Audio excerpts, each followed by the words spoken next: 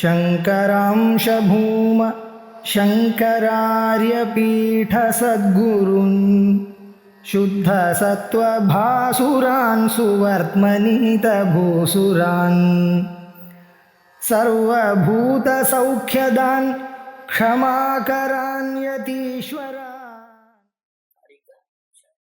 प्रभवः सर्वभावानां सतामिति विनिश्चयः सर्वं जनयति प्राणः चेतोऽंशुन् पुरुषः पृथक्। गौड़पादाचार्य जी महत्वनी बात करी है। गौड़पादाचार्य जी अत्यंत महत्व की बात हमें कर रहे हैं। प्रभव सर्वभावानां सतामिति, सत्स्वरूप जो है, कल हमने देखा कि जो सत्स्वरूप है उसी से सबकी उत्पत्ति हुई है और इसीलिए सब में हमें अस्थि भाव होता है, सद्भाव होता है। इति विनिश्चयः, इस प्रकार से ये निश्चय है। तो बोले कि ये जो उत्पत्ति हुई है, वंध्यापुत्र मायावापि जायते, शंकराचार्य ने क्या कहा कि वंध्यापुत्र तत्व के रूप में भी उनके उत्पत्ति, तत्वेन माने कि सही में भी उसकी उत्पत्ति नहीं होती है, माया के द्वारा भी उनकी उत्पत्ति संभव नहीं है। यदि ही असतामेव, शंकराचार्य का कि अगर असत है तो ब्रह्म को जानने के लिए कोई द्वार रहेगा ही नहीं, क्योंकि ये जगत कारण ब्रह्म जो तटस्थ लक्षण है उसके द्वारा ही हम स्वरूप लक्षण तक पहुंच सकते हैं। तो बोले ऐसा क्यों कहते हो? तो आगे भाष्य दृष्टंच रज्जु सर्पादीनां अविद्याकृत माया बीज उत्पन्नानां रज्ज्वादियात्मना सत्वं नहीं निरास्पदा रज्जु सर्प मृगतृष्णिकादयः क्वचिदुपलभ्यन्ते केनचित्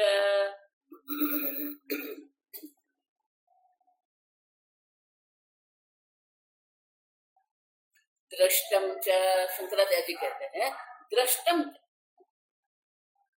दृष्टम माने कि ये हमारा अनुभव है। कार्य कारण यो उभयोरपि अभवति असत्वम यदि आशंक्य आह, कार्य असत है ऐसा नहीं, कारण भी असत है ऐसा अगर आप शंका करते हैं तो शंकराचार्य जी उनके उत्तर में कहते हैं दृष्टम च इति। क्यों? अविद्या अनादि अनिर्वाच्य कृता च,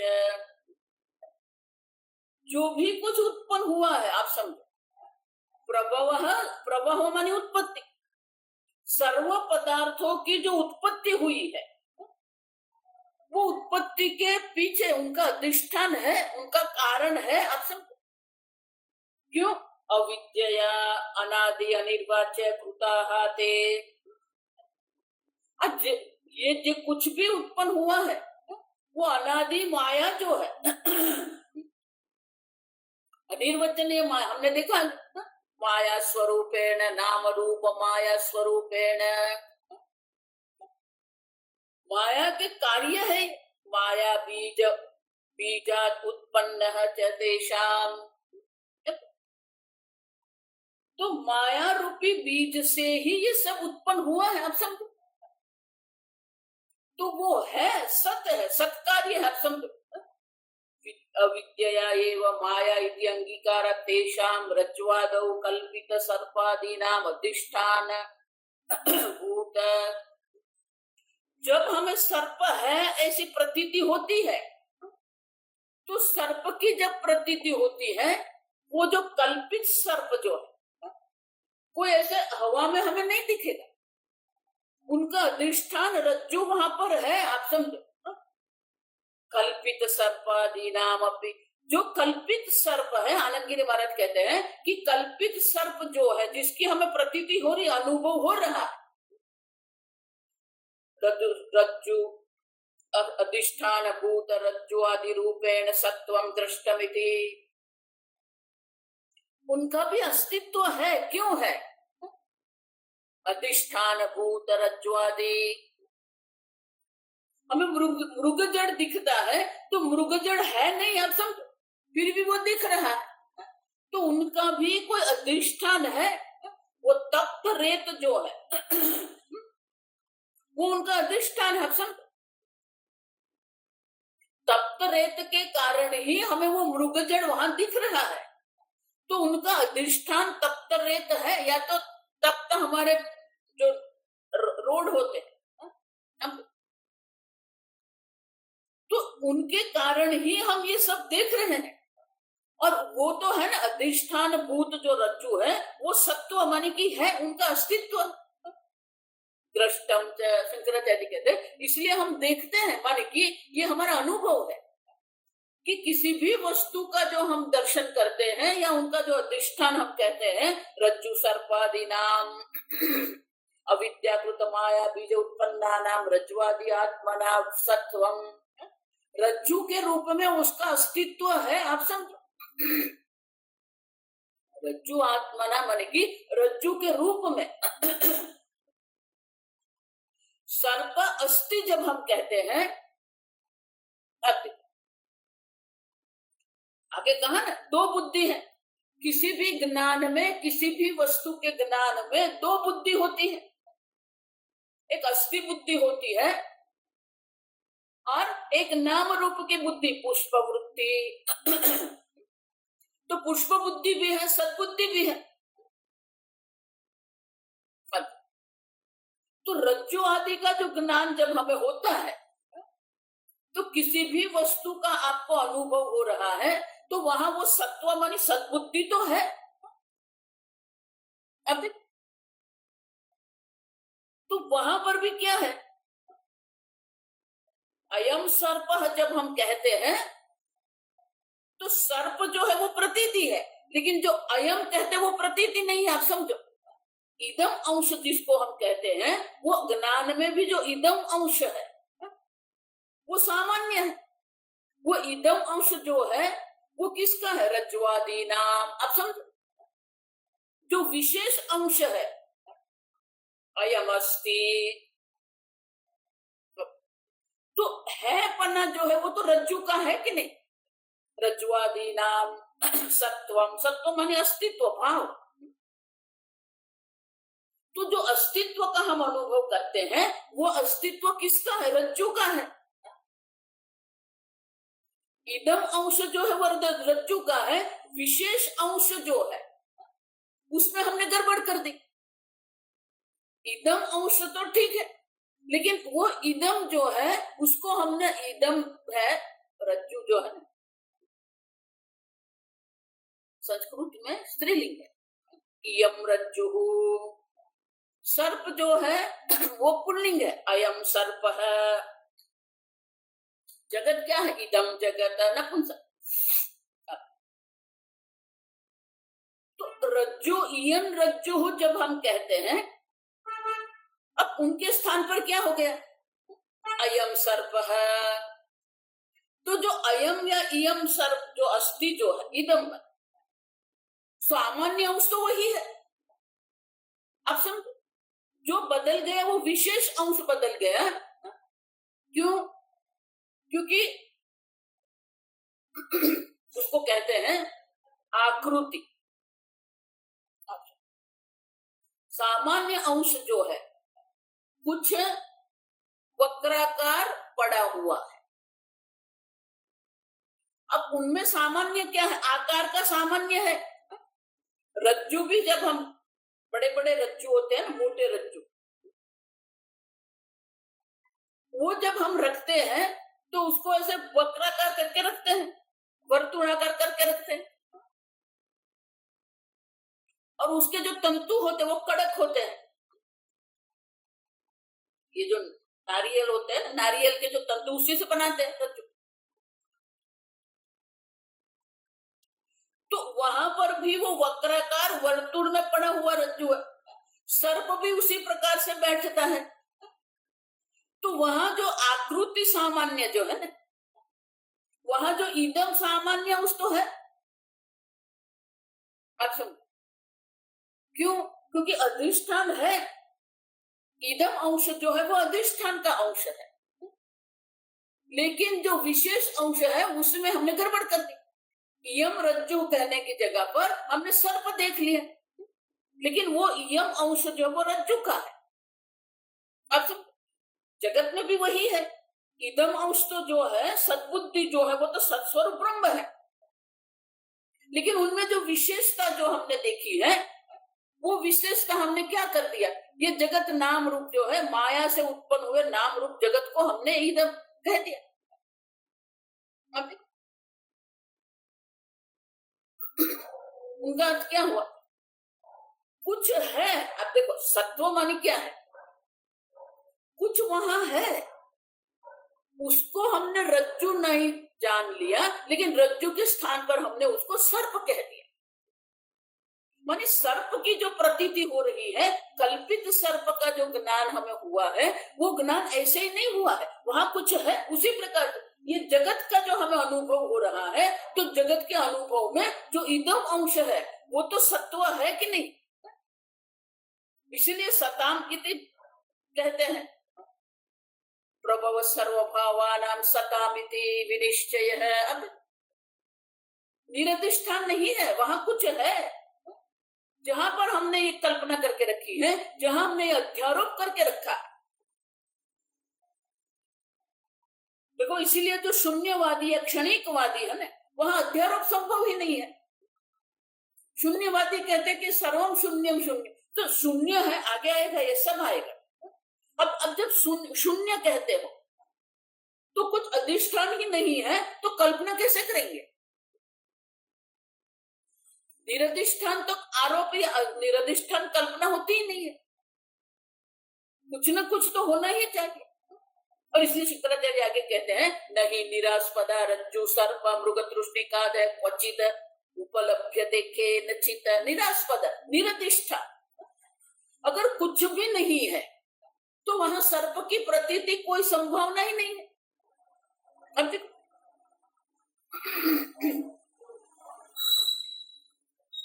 के नचित किसी के भी द्वारा कहीं पर भी, कहीं पर भी के नचित किसी के भी द्वारा किसी रज्जु आदि की कल्पना ही नहीं होगी। माने कुछ होना चाहिए। तो ये जगत का जब हम अनुभव कर रहे हैं, ये जगत का अनुभव हम करते हैं व्यवहार, या समझो ये जगत व्यवहार योग्य है। तो व्यवहार योग्य किसके कारण है? क्योंकि वहां कुछ है, अस्थि है। सताम सर्वभावानां प्रभव। और इसीलिए यथा रज्ज्वां पराक् सर्वोत्पत्ते रज्ज्वात्मना सर्पः सन् एव आसीत्। यथा यथा रज्ज्वां प्राक् सर्प उत्पत्तेः रज्ज्वात्मना सर्पः सत् न एव आसीत्।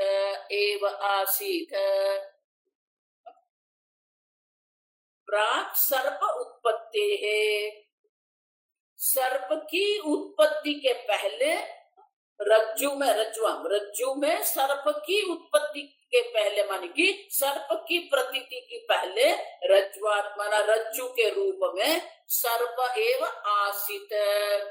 सर्प पहले रज्जु के रूप में सदैव सौम्य इदमग्र आसीत्। इदम जगत प्राग सदैव आसीत्। तो कुछ है, आप समझो। प्रभवः सर्वभूतानां जब हम कहते हैं, तो ये संपूर्ण जगत की जो उत्पत्ति हुई है वो उत्पत्ति का उपादान सद उपादान है। आप सब मिट्टी से ही घड़े बनते हैं, मिट्टी ही नहीं है तो घड़े नहीं बनेंगे। आप सब तो सद उपादान जो है ये जगत का सद उपादान है।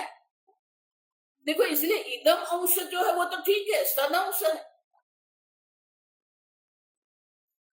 जो प्राणी है उसमें सदंश और चिदंश दोनों है, उसका तो किसी को ज्ञान देने की आवश्यकता ही नहीं है। अस्थि बुद्धि है, लेकिन वो अस्थि बुद्धि हमने कहा मर्यादित कर दी, एक नाम रूप में। घटः अस्थि कहते हैं तो जो अस्तित्व ब्रह्म का अस्तित्व जो है वो ब्रह्म का अस्तित्व के स्थान पर हमने पुस्तक को अस्तित्व मान लिया। तो सत जो है सदंश जो है, पुस्तक या कहो या घट कहो या जगत कहो, उसमें जो सदंश जो है वो ब्रह्म का सदंश है। सर्वम ही एतदगम ब्रह्म एव, क्योंकि वो सदंश है। वहां प्राणियों में चिदंश भी अभिव्यक्त होता है। तो जो सदंश जो है जो रज्जु का है उसने उसको हमने सर्प का मान लिया, लेकिन वो सर्प जो है रज्जु के रूप में उनका अस्तित्व था कि नहीं? अब समझो, तो बिल्कुल नहीं था, निरास्पद निरधिष्ठान नहीं है। ये जगत का भी जो हमें अनुभव हो रहा है वो जो सदंश जो है, पहले भी सदंश था, अब भी वो सदंश है, और बाद में भी वो सदंश तो रहेगा ही रहेगा। सतः अभाव न विद्यते, इसलिए भगवान कहते हैं ये सत का कभी भी अभाव नहीं होता। अब सतः अभाव न विद्यते, ये सदंश का कभी भी अभाव नहीं होता। पहले भी सदंश था, अभी भी वो सदंश ही है। लेकिन वो सद अंश जो है वो सद अंश किसका बना दिया? पुस्तक का बना दिया। बुद्धि स्वामी जी इसको बहुत सुंदर समझाते हैं। आप सुवर्णकार के यहाँ जाते हैं, आपने एक सुवर्ण का हार देखा, आप देखो हमारी भाषा ही ऐसी है। आप समझो, क्योंकि हमारा ज्ञान ही अयोग्य है, इसलिए हमारी भाषा का जो प्रयोग है वो भी अयोग्य ही हो रहा है। अब तो घड़े का अस्तित्व, घटः अस्ति जब हम कहते हैं तो हमें ज्ञान क्या होता है? घड़े का अस्तित्व। तो जब हम सुवर्णकार के यहाँ जाते हैं तो ये कहते हैं क्या? सुवर्ण का हार। तो हार हमने एक पदार्थ मान लिया और फिर कहते हैं कि वो सुवर्ण का है। गोल्डन चेन अंग्रेजी में से, तो गोल्डन चेन जब हम कहते हैं, सुवर्ण का हार जब, सुवर्ण हार जब हम कहते हैं तो हार हमने एक पदार्थ मान लिया और उनका विशेषण हमने बना दिया सुवर्ण को। गोल्डन चेन, आप तो चेन पदार्थ मान लिया और उसका हमने विशेषण बना दिया गोल्डन को, सुवर्ण को। सुवर्ण का हार।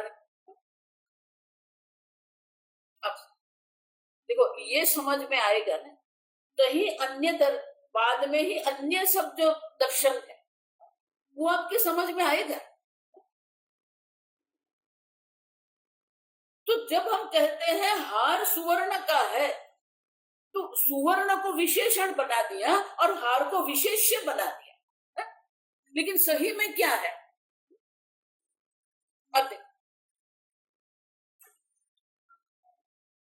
हार जो है वो पदार्थ से विशेष्य। देखो जिस प्रकार से ये केसरी वस्त्र है, अब तो वस्त्र एक वस्तु है और जिसका गुण है, जिसका रंग है केसरी, तो केसरी जो है वो क्या है? विशेषण है, और वस्त्र जो है वो विशेष्य है, वस्तु है। एक वस्तु है जिसका रंग केसरी है।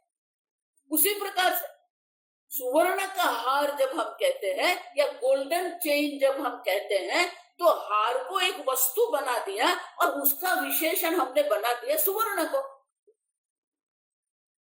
अब सुवर्ण विशेषण है नहीं, सुवर्ण अधिष्ठान है। अब तो हार नहीं था तब भी सुवर्ण था, हार है तभी सुवर्ण है, हार नहीं रहेगा तभी सुवर्ण है। तो सुवर्ण तो सत है, सुवर्ण के अस्तित्व से ही हार का अस्तित्व है। अब देखो, लेकिन हमारी समझ में क्या रहता है, सुवर्ण हार का विशेषण है, सुवर्ण हार का विशेषण नहीं है, हार सुवर्ण का विशेषण। क्यों?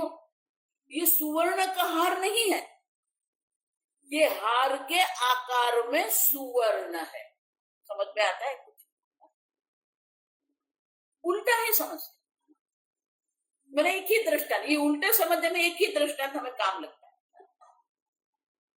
सूर्य पूर्व दिशा में उदित होता है, बिल्कुल उल्टा। सूर्य पूर्व दिशा में उदित नहीं होता है। जिस दिशा में सूर्य उत्पन्न होता है उसे पूर्व दिशा कहते हैं। सूर्य का उदय दिशा का निश्चय करता है। अब उसी प्रकार से हार का जो अस्तित्व जो है, हार की जो उत्पत्ति है, वो निश्चय कौन करता है? सुवर्ण करता है। तो ये सुवर्ण का हार नहीं है, हार के रूप में सुवर्ण है। ये उसी प्रकार से घड़े का अस्तित्व नहीं है। अगर घड़े का अस्तित्व कहेंगे तो ये घट जो है उनका स्वभाव सदंश हो जाएगा। नहीं, घट तो क्या है? नाम रूप माया स्वरूपेण। क्यों? क्योंकि उत्पत्ति के पहले जो घट जो था वो सद था। अब समझ रहे? तो घट का अस्तित्व नहीं है, अस्तित्व घट के रूप में अभिव्यक्त हो रहा। सत ब्रह्म जो है वो सत जो है वो घट के रूप में अभिव्यक्त हो रहा है। वो सत जो है पुस्तक के रूप में अभिव्यक्त हो रहा है। सर्व सदैव सर्व सत मात्र है, लेकिन वही सत जो है माया के कारण बीजात्मना माया, बीजात्मना जो माया जो है उनके कारण क्या होता है? नाम रूप के रूप में अभिव्यक्त हो रहा। तो घड़े का अस्तित्व नहीं है, सदंश जो है वो घड़े के रूप में अभिव्यक्त हो रहा है। सदंश है जगत के रूप में अभिव्यक्त हो रहा है, सदंश जो देह के रूप में अभिव्यक्त हो रहा है। अब समझो। और इसीलिए शंकराचार्य कहते हैं कि सर्प की जो हम कल्पना करते हैं, वो सर्प की जो कल्पना है वो कल्पना के पहले प्राक उत्पत्ति, सर्प उत्पत्ति है। रज्जु के रूप में उनका अस्तित्व था। एवं, और इसलिए आगे शंकराचार्य एवं एवं सर्वभावानां उत्पत्तेः प्राक् प्राण बीजात्मना एव सत्वम्, प्राण बीजात्मना एव सत्वम्। प्राण शब्दितं बीज ज्ञातं ब्रह्म सद्लक्षणम्, सद्लक्षणम् ब्रह्म आते। ये सद्लक्षण जो ब्रह्म है ये द है, सद लक्षण। लेकिन ल जब आता है तो वो द भी ल बन जाता है, संलक्षण दो। सद लक्षणम ब्रह्म बीजम ज्ञातम, प्राण शब्दितम बीजम। ये प्राण शब्द के द्वारा हम किसका निर्देश कर रहे हैं? वो जो सदंश ब्रह्म का अज्ञान जो है, अविद्या जो है, अविद्या के कारण, माया के कारण ही ये नाम रूप के रूप में सदब्रह्म अभिव्यक्त हो रहा है। और इसलिए क्या है, सर्वम जनयति प्राणः चेतोंशन पुरुषः पृथक्, सर्वम जनयति। अब संपूर्ण जगत की जो उत्पत्ति हो रही है, प्राण बीजात्मना एव सत्वम, प्राण बीज आत्मना मानी रूप, सर्व प्राण जो है, प्राण बीज जो है उनके रूप में ही सत्व मानी उनका अस्तित्व है। जो जो ये जगत में वस्तु उत्पन्न होती है, जितने भी नाम रूप की उत्पत्ति होती है, सब नाम रूप की जो उत्पत्ति है वो कहां से है? प्राणात्मा बीज जो है, वो बीज जो है जो सत है, लेकिन वो सत कैसा है? अज्ञात ब्रह्म सत लक्षणम। तो वो सत ब्रह्म है जिसके कारण ये जगत की उत्पत्ति हुई है। तो आप असत कार्य नहीं कह सकते, सत्ताम सर्वभावानाम, आप ये सब कार्य है। संपूर्ण जगत पहले सदरूप में था, अब समझो वही सत ब्रह्म जो है नाम रूप के रूप में अभिव्यक्त हो रहा है। जिस प्रकार से सुवर्ण पहले भी था, अब सुवर्ण हार के आकार में, सुवर्ण जो कंगन के आकार में है, वही सुवर्ण कुंडल के आकार में है, वही सुवर्ण मुगट के आकार में है। तो सुवर्ण का मुगट नहीं है, मुगट आकार में सुवर्ण है। अब समझो, यही आपको स्वामी जी से बहुत सुंदर कहते, सुवर्ण का हार जब हम कहते हैं तो हमारे केंद्र में क्या है? वो हार है, नाम रूप है। हार के रूप में सुवर्ण है, तो हमारी दृष्टि हार से हट के कहां चली गई? सुवर्ण पर चली गई। इसलिए संपूर्ण वेदांत जो है ना, वेदांत आपको एक दृष्टि प्रदान करता है, और वो दृष्टि प्रदान करने के लिए हमें क्या करना है? पूज्य स्वामी जी का ये बहुत सुंदर वाक्य, वेदांत इज अ विजन, एक दृष्टि प्रदान कर। लेकिन वो जो दृष्टि जो है, वो दृष्टि जो है उसके लिए हमें क्या करना पड़ेगा? Shifting the vision. हमारी दृष्टि हार पर रहती है, अब हार से हमारी दृष्टि हटा के हमें सुवर्ण पर लानी। सुवर्ण का हार नहीं है, हार के रूप में सुवर्ण है। घट है नहीं, घट का अस्तित्व नहीं, अस्तित्व जो है वो घट के रूप में अभिव्यक्त हो रहा है, नाम रूपेण, नाम रूप माया स्वरूपेण। आप समझ रहे? तो हमारी दृष्टि जो है नाम रूप पर अटक गई है, हार वो नाम रूप है सुवर्ण। तो नाम रूप पर जब तक हमारी दृष्टि रहेगी, तब तक हम ये जगत में हमारी बुद्धि को उलझाते ही रहेंगे, क्योंकि उनका कोई निश्चय तो है नहीं। तो हमारी ये अनित्य विकारी जगत जो नाम रूप है, उसी में हमारी बुद्धि क्या होती है? भटक गई है। अब उसी को वहां से हटा के हमें हमारी दृष्टि कहां पर ले जाने की? वो सत ब्रह्म में ले जाने। घड़ा का अस्तित्व नहीं, अस्तित्व के सदरूप में, सद जो है वो घट के रूप में अभिव्यक्त हो रहा है। सर्वत्र सद्बुद्धि है, वो सदंश को देखना है। आप समझो, तो सदंश जो है वो उपादान है जिससे ये संपूर्ण जगत की उत्पत्ति हुई है।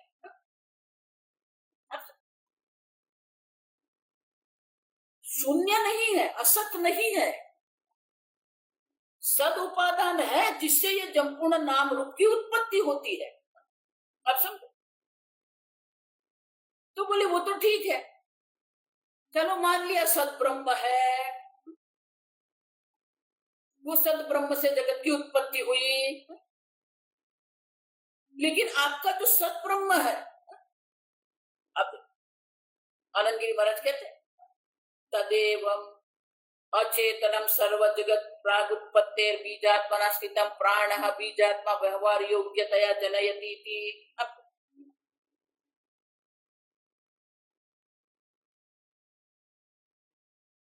तो ये संपूर्ण जगत की जो उत्पत्ति हुई है वो प्राणात्मना जो बीज है, उसी प्राण रूप जो बीज है, उसी से सबकी उत्पत्ति हुई है। और उसी से जब सबकी उत्पत्ति हुई है तो आप कैसे कहते हो कि सब उसकी उत्पत्ति हुई है? तो शंकराचार्य जी श्रुति का अवतरण करते हैं। बस इति अतः श्रुतिः अपि इति अतः श्रुतिः अपि वक्ति वक्ति ब्रह्म एव इदम् आत्मा वा इदम् अग्रे आसीत् आत्मा वा इदम् अग्रे आसीत् इति इति शंकराचार्य कहते हैं ये मैं नहीं कह रहा, ब्रह्म एव इदम्। मुंडकोपनिषद में भी यही कहा, इदम सर्वम ब्रह्म एव। बृहदारण्यकोपनिषद में कहते हैं आत्मा वा इदम अग्रे आसीत, अग्रे उत्पत्ति के पहले इदम सर्वम जो है आत्मा एव आसीत, आत्मा के रूप में ही था। और इसीलिए ये सब जो है वो सद्ब्रह्म से ही उत्पन्न हुआ है और इसलिए सद्ब्रह्म ही है। लेकिन हमारी दृष्टि नाम रूप पर है, इसलिए नाम रूप के अस्तित्व ऐसा मानते हैं। ऐसा नहीं है, अस्तित्व नाम रूप के रूप में अभिव्यक्त हो रहा है। तो एक बार ये दृष्टि आपको मिल जाती फिर सब सत्मात्र ही है। आप कितने भी नाम रूप का अध्यारोप करते रहो, आप कितने भी प्रकार के अध्यारोप करते रहो, लेकिन वो अस्तित्व जो सदंश है वो तो वही का वही है। और इसीलिए आगे कहते हैं कारिका में कहना सर्वम जनयति प्राण है, तो उसका पर अभी शंकराचार्य भाष्य सर्वम जनयति प्राणः प्राणः चेतः चेतोंश चेतोंशन चेतोंशन अंशम इव अंशवः इव रवेः रवेः चिदात्मकस्य चिदात्मकस्य पुरुषस्य पुरुषस्य चेतो रूपा जलार्क समाः प्राज्ञ तैजस विश्वभेदेन देवतिर्यगादि देहभेदेषु विभाव्यमानाः चेतोंशवः ये तान् पुरुषः पृथक् विषय भावविलक्षणान् अग्निविस्फुल्लिङ्गवत् सलक्षणात्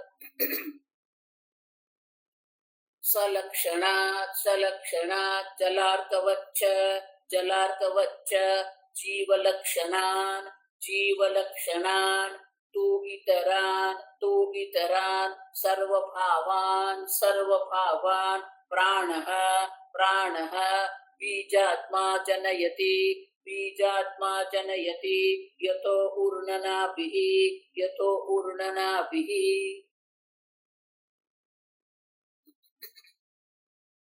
दीर्घ वाक्य सर्वम जनयति प्राणः, ये जो प्राण है वही ये सबकी उत्पत्ति करता। जनयति सर्व की उत्पत्ति प्राण ही करता। और वो प्राण कैसा है? चेतोंशन पुरुषः पृथक, चेतोंश चैतन्य स्वरूप चैतन्य अंश जो है, चित्त का जो अंशन माने कि रश्मि किरण कहते हैं। चेतोंशन पुरुषः पृथक, तो चेतो अंशन माने कि चैतन्य की किरण माने क्या है? शंकराचार्य जी इसलिए समझाते, इसलिए ये बहुत लंबा वाक्य है। अंशुन, अंशुन किसको कहते हैं? रश्मियां, किरण। जिस रवे है अंशुन, अंशवः इव रवे है। रवे है माने सूर्य। जिस प्रकार से सूर्य के किरण होते हैं, सूर्य के अंश माने किरण, तो जिस प्रकार से सूर्य के किरण होते हैं, सूर्य की रश्मि होती है, उसी प्रकार से चिदात्मकस्य पुरुषस्य चेतो रूपाः, ये जो चैतन्य स्वरूप जो पुरुष है, जो प्राण है, प्राणः चैतन्य चिदात्मकस्य पुरुषस्य जलार्क समाः चेतो रूपाः। जल अर्क, अर्क माने सूर्य, सूर्य का जो जल में प्रतिबिंब पड़ता है, तो जलार्क समाः माने क्या है? जल में जो प्रतिबिंबित सूर्य है उसके समान है। प्राज्ञ तेजस विश्व भेदेन, एक ही चैतन्य स्वरूप जो पुरुष है, जो प्राण है, वो चैतन्य स्वरूप जो है उनका प्रतिबिंब पड़ता है। वो प्रतिबिंबित जिस प्रकार से जल में समामानी तुल्यता, जिस प्रकार से जल में सूर्य का प्रतिबिंब होता है, उसी प्रकार से ये चिदाभास है, चित प्रतिबिंब है। कौन? विश्व, प्राज्ञ तेजस विश्व भेदेन, प्राज्ञ तेजस और विश्व के भेद से पृथक, अलग अलग। ये तीन प्रकार के चिदंश जो चिदाभास हम अनुभव करते हैं, विश्व के रूप में चिदाभास है, तेजस के रूप में चिदाभास है, प्राज्ञ के रूप में भी वो चिदाभास ही है। लेकिन सूर्य को प्रतिबिंबित होने के लिए जल की आवश्यकता होती है। उसी प्रकार से ये जो चैतन्य स्वरूप जो ये पुरुष प्राण जो है, उनको प्रतिबिंबित होने के लिए क्या चाहिए? ये देह की आवश्यकता है। देह माने स्थूल सूक्ष्म दोनों। देवतिर्यगादि देह भेदेषु विभाव्यमानाः, जड़ जगत जो है उसमें सदंश है, ये जो प्राणी जगत जो है उसमें चिदंश भी है। आप सब चिदंश यहाँ अभिव्यक्त हो रहा है। देवतिर्यगादि देह भेदेषु, देवतिर्यक, तिर्यक माने अधोयोनि, पशु पक्षी वृक्ष नरक आदि ये सब अधोयोनि को तिर्यक है। तिर्यक मानिए, तिर्यक का दूसरा अर्थ ये होता है,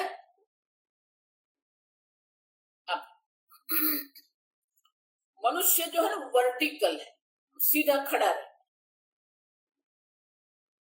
पशु जो होते हैं ना वो तिर्यक कहते हैं। अब उसको हिंदी में क्या कहेंगे पता है? हॉरिजॉन्टल होते हैं।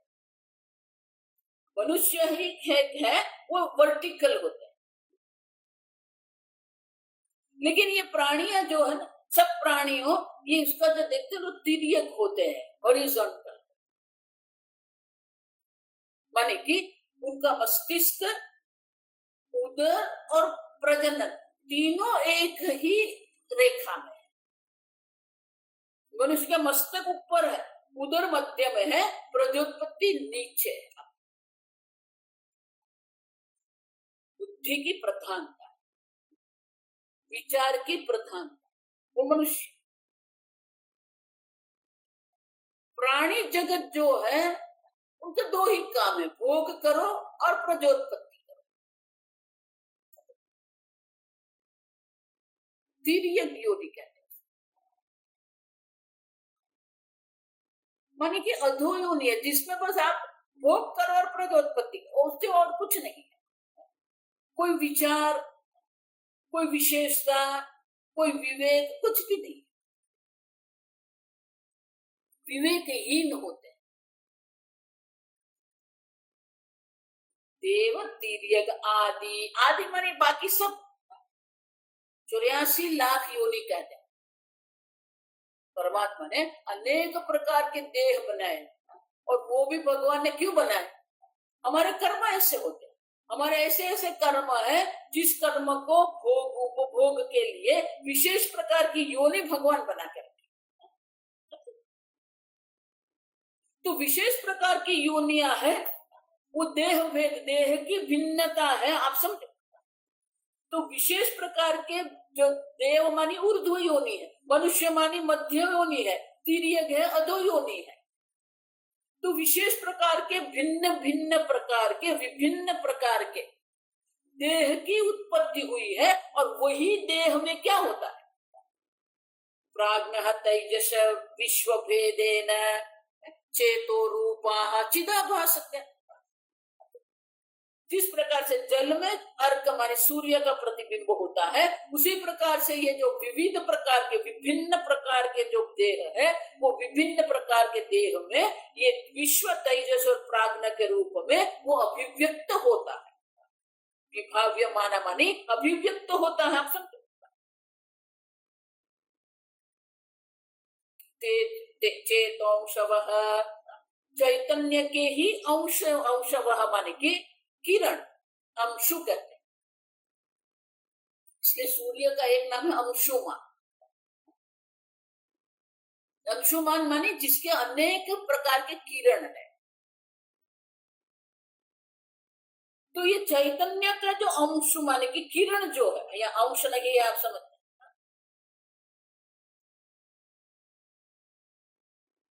अंश भाग के रूप में नहीं है, किरण अंशव, अंशु अंशवः बहुवचन। चेतोंशवः ये तान पुरुषः पृथक विषय भाव विलक्षण। तो ये जो पुरुष जो है, ये चैतन्य स्वरूप जो आत्मा है, वही अभी क्या हो गया?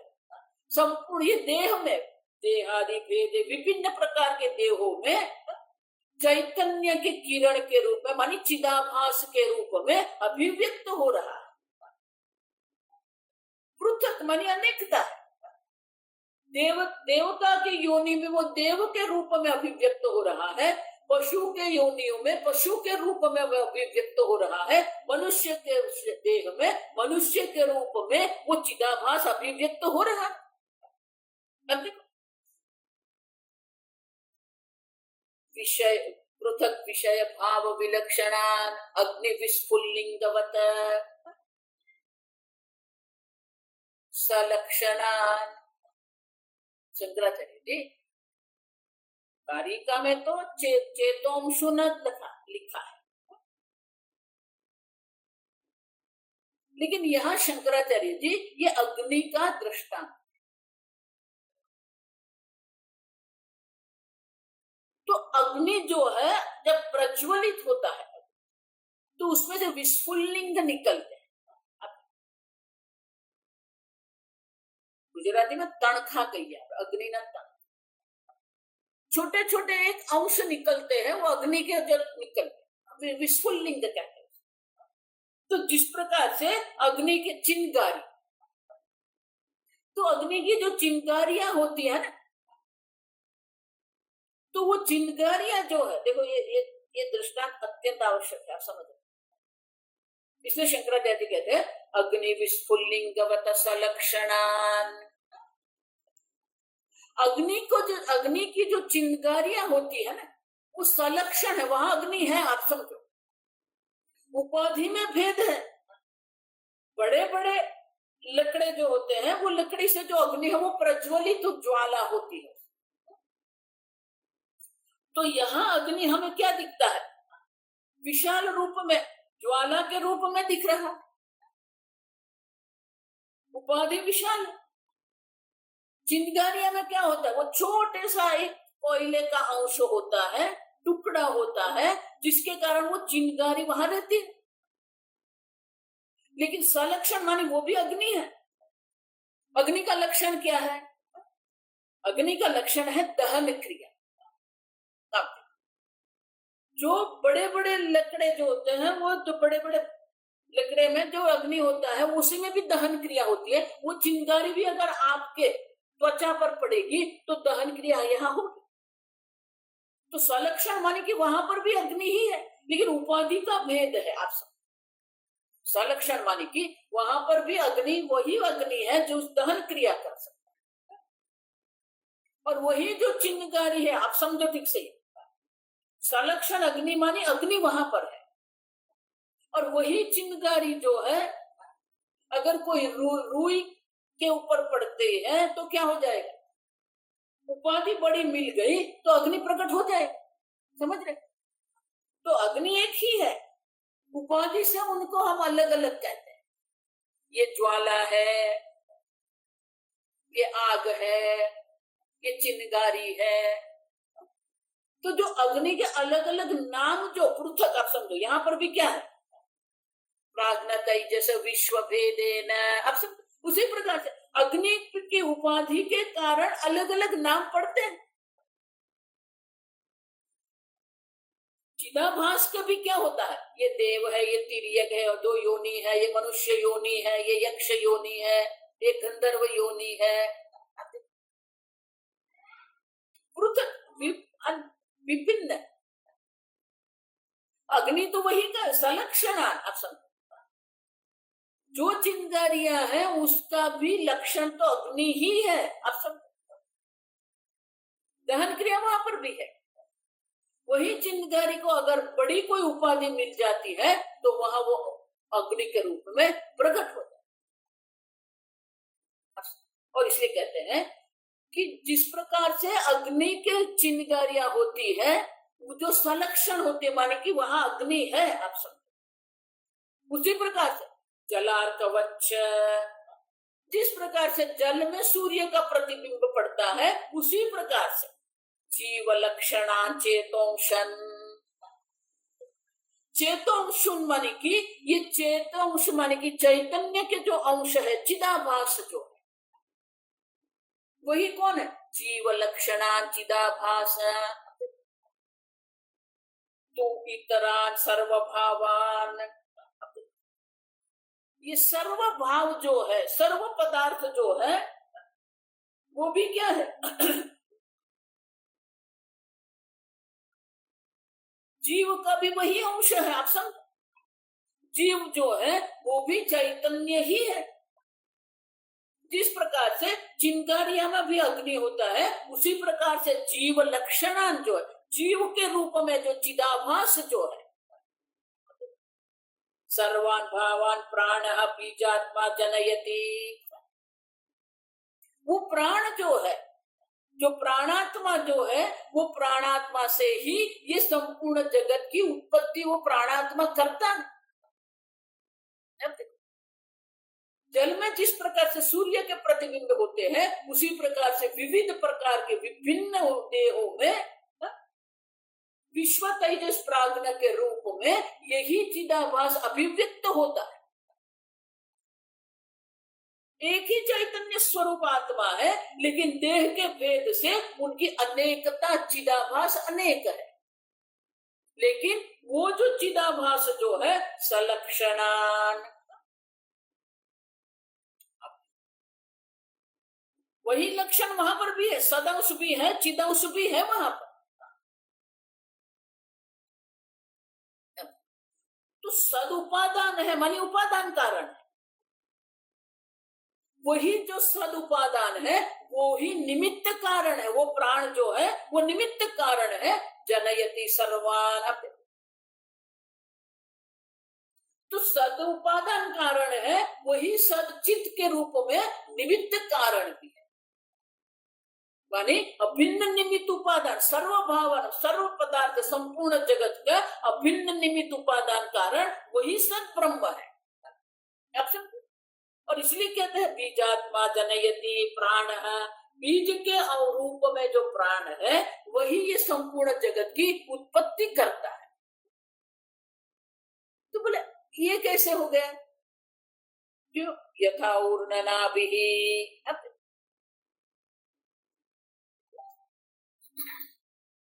देखो 3 प्रश्न होते हैं। अगर आप कहते हो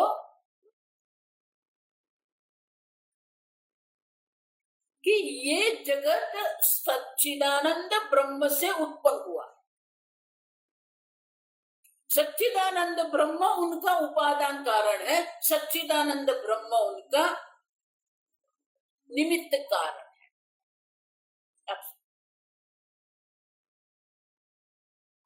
तो जगत में जो हमारा अनुभव है वो ये है कि निमित्त कारण और उपादान कारण दोनों भिन्न है। निमित्त कारण चेतन होता है, उपादान कारण जड़ होता है, जिसका एक विशेष प्रकार का आकार बना है। लेकिन यहाँ तो आप ये कह रहे हो कि जो वो सद ब्रह्म है वही सद उपादान है, उसी से सबकी उत्पत्ति हुई है, और वही जो प्राण के रूप में है वो सबका उत्पन्न करता है, यानी कि निमित्त कारण भी वही है। तो निमित्त कारण उपादान कारण दोनों एक ही है। ये कैसे संभव है? क्योंकि हमारा अनुभव तो ये है कि दोनों अलग अलग। तो मुंडक उपनिषद स्वयं ये दृष्टांत देती, यथा ऊर्णनाभिः, ऊर्णनाभि माने मकड़ी। देखो ये दृष्टांत में जो लेना है वही अंश हमें लेना है कि निमित्त कारण उपादान कारण दोनों एक ही है। मकड़ी जो है वही वो जो जाल बनाती है। तो मकड़ी जब ये जाल बनाती है तो ये जाला जब मकड़ी बनाती है तो निमित्त कारण जाला जो बनाया वो जाल का निमित्त कारण कौन है? मकड़ी है। अब मकड़ी का कहां से, माने कि उनका उपादान क्या है? मकड़ी ही है। क्यों? मकड़ी अपने ही शरीर से वो तंतु निकालती है और वो तंतु से बनाती, उनके ही वो जो शरीर से ऐसे ये प्रवाही निकलता है, वो प्रवाही से ही वो तंतु बनते हैं। माने कि मकड़ी ही निमित्त कारण है, मकड़ी ही उपादान कारण है, एक ही। अब देखो स्वप्न जगत में भी वही है। स्वप्न जगत में उपादान कारण भी आप ही है, निमित्त कारण भी आप ही आएगा, ये सब आ गया। और इसीलिए यहाँ पर भी वही है, सद ही उपादान कारण है, वही जो सद ब्रह्म है वही निमित्त कारण, और वही जो चैतन्य स्वरूप जो ब्रह्म है वो सर्व उपाधियों में चिदाभास पृथक पृथक, देहादि उपाधि का भी भेद है और उससे चिदाभास का भी भेद होता है।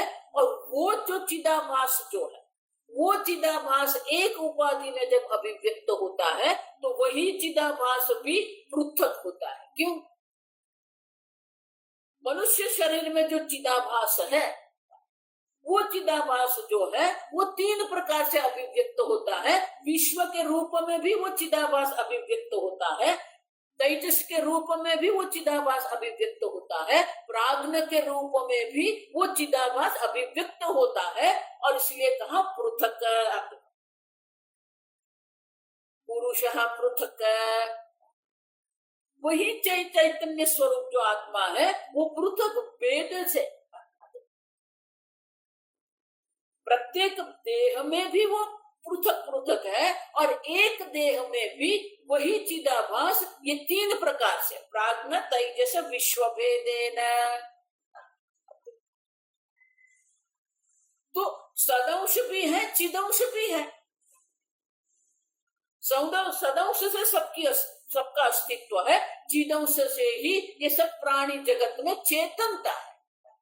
ये चेतन पुरुष है, माने कि ये चेतन जीव लक्षण जो है वो जीव जो है वो किसके कारण है? वो चिदाभास के कारण। और चिदाभास किसके कारण है? वो चैतन्य के ही जो अंशु है, अंश माने किरण जो है। देखो सूर्य का जो प्रतिबिंब है वो सूर्य का प्रतिबिंब कैसे दिखता है? सूर्य के जो किरण है वो किरण जो है वो जल में प्रतिबिंबित होते हैं। समझ रहे? जल में जो सूर्य हम देख रहे हैं वो जो सूर्य वो कैसे दिखा हमें? क्योंकि सूर्य के जो अंश है, सूर्य के अंश माने कि किरण जो है, तो सूर्य के ही किरण जो है जल में प्रतिबिंबित होते हैं और सूर्य वहां दिखता है। उसी प्रकार ये जो सूक्ष्म देह जो है उसी में वो चैतन्य जो है प्रतिबिंबित होता है। क्यों होता है? चेतो शून्य, वो चैतन्य के जो किरण है वो देहादि में विभाव्यमान है, वो अभिव्यक्त होता है। और इसीलिए सदुपादान है अगर आप कहेंगे तो क्या वो जड़ है? नहीं, वो जड़ नहीं है, चिदंश है, वो चैतन्य है, वो निमित्त कारण। सद उपादान कारण कहेंगे तो जड़ता आ जाएगी, लेकिन जड़ता नहीं है। क्यों? चेतंशुन पुरुष प्राण जनयति सर्वम,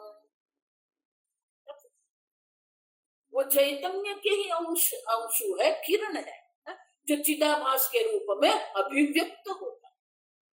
माने कि ये संपूर्ण जगत जो है, जीव लक्षण जो चिदाभास है, सबकी उत्पत्ति जो है वो सच्चित ब्रह्म से ही हुई है, एक अद्वितीय ब्रह्म मात्र है।